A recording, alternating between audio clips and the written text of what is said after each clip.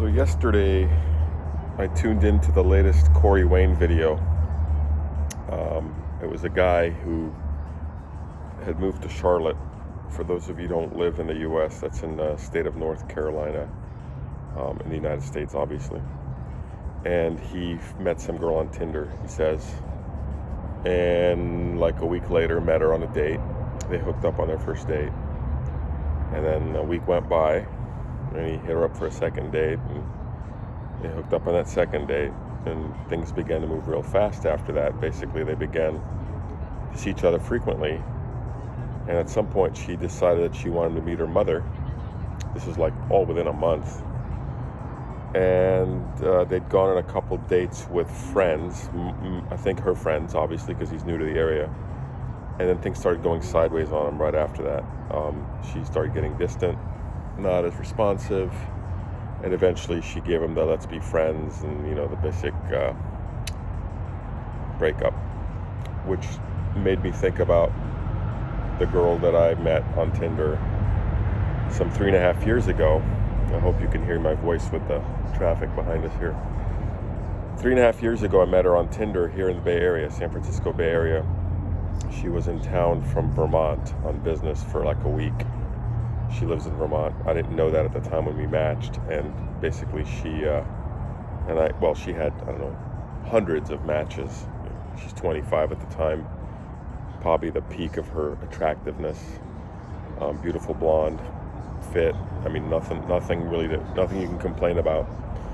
And she had a bunch of matches, and I think the reason she picked me, even though I was a lot older than her, was I worked for Hawaiian Airlines, and she had recently been in Hawaii, and I don't know if she flew on Hawaiian Airlines or not, but anyway, she just decided, well, that's an interesting reason to meet him, and she met me. And the long and short of it is we ended up also hooking up on our first date. It was a long date. It was a 24-hour date. We ended up staying the night together at a hotel.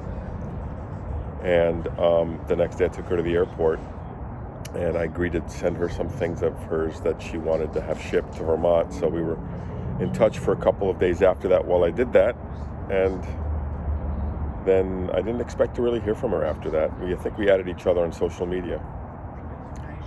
But then like a week later, she hit me up and she said, you should come out to Vermont and hang out for 4th of July weekend if you're off. And I said, well, yeah, I happen to have that time off because I work kind of a 6 days on, 8-9 days off, 6 days on, 8-9 days off schedule. So I agreed to come out to Vermont and see her on the 2nd of July, I think it was, of 2018.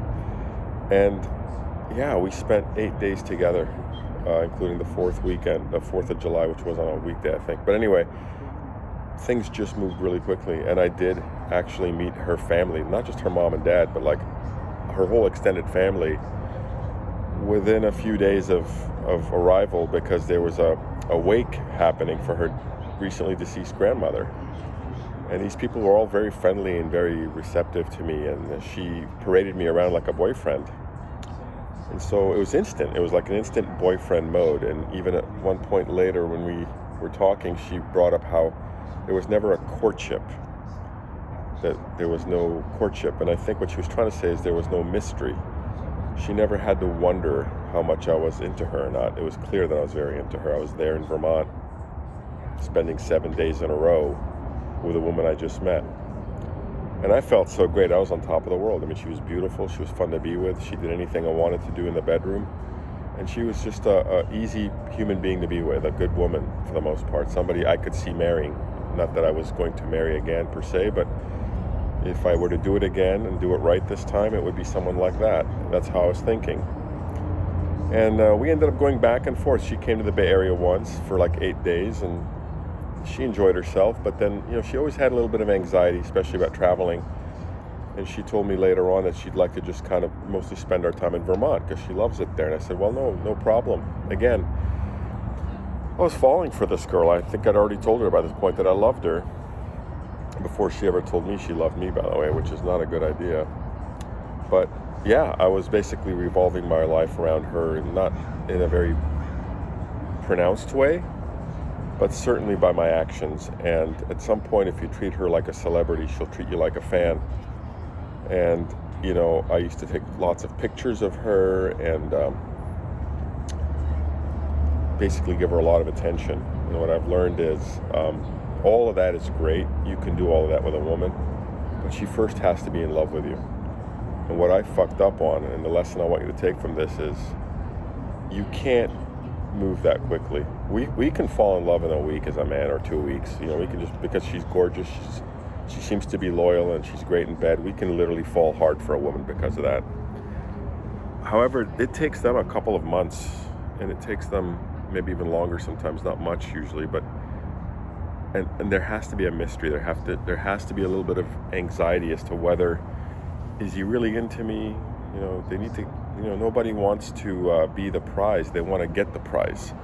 And certainly women are especially that way with their hypergamous nature, which is, you know, due to evolution, they need to always be with somebody who can make them feel safe, who can provide, even if they're independently financially set. And this woman, she wasn't really independently set, but she was not needing money.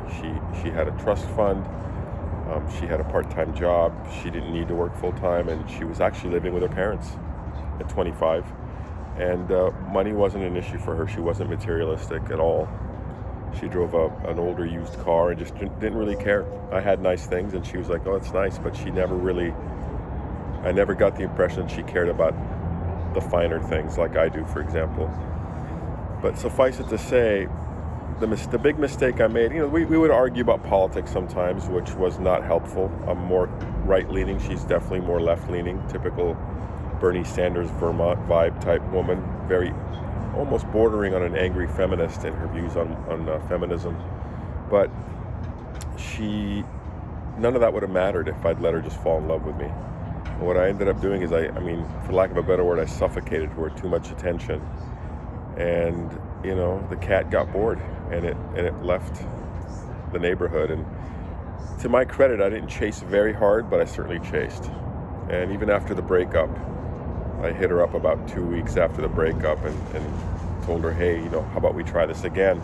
And that wasn't the right thing to do. The right thing to do would have been what Corey would say to do, which is to walk away and never look back.